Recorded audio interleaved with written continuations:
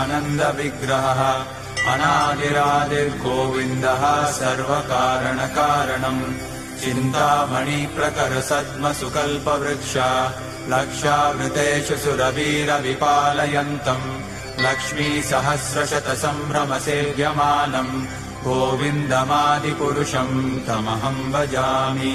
वेणुम् क्वनन्तमरविन्ददलायताक्षम् बर्हावतम् समसिताम्बुदसुन्दराङ्गम् कन्दर्पकोटिकमनीयविशेषशोभम् गोविन्दमादिपुरुषम् तमहम् भजामि।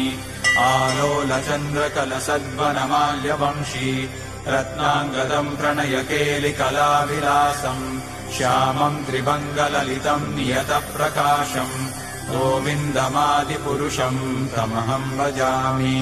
अङ्गानि यस्य सकलेन्द्रियवृत्तिमन्ति पश्यन्ति पान्ति